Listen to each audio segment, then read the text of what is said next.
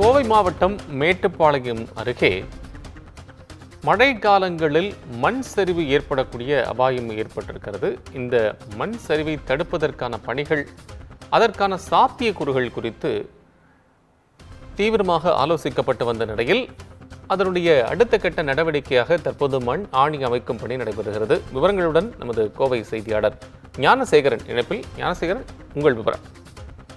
வணக்கம் கோபால். மலைகளின் அரசியான ஊட்டிக்கு நாள்தோறும் ஆயிரக்கணக்கான சுற்றுலா பயணிகள் வருகை தருகின்றனர். குறிப்பாக தொடர் விடுமுறை, கோடை விடுமுறை, விழா காலங்களின் போது சுற்றுலா பயணிகள் எண்ணிக்கை பன்மடங்கு அதிகமாகவே இருக்கும்.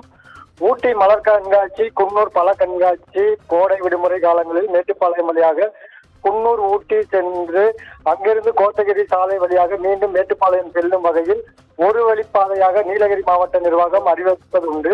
இந்நிலையில் நீலகிரி மாவட்டத்தில் மழை காலங்களில் அதிக அளவு மழைப்பொழிவு இருக்கும் பகுதிகளில் கோத்தகிரி ஒன்றாக இருந்து வருகிறது.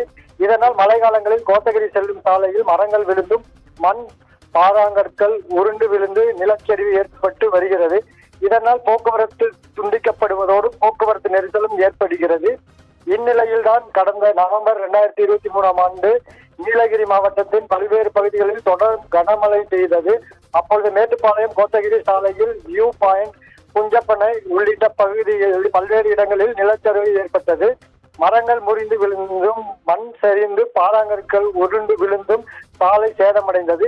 இதனால் போக்குவரத்து பெரிய அளவில் பாதிக்கப்பட்டது. இதனைத் தொடர்ந்து 3 நாட்கள் பெரும் போராட்டத்திற்கு பின்னர் சாலை சீரமைக்கப்பட்டு போக்குவரத்து மீண்டும் துவங்கியது.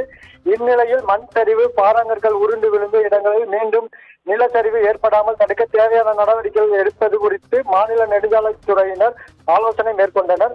அண்மையில் கோத்தகிரி சாலையில் நிலச்சரிவு ஏற்படாமல் தடுக்க நெடுஞ்சாலைத்துறையினர் வல்லுநர்கள் குழுவோடு ஆய்வு மேற்கொண்டனர்.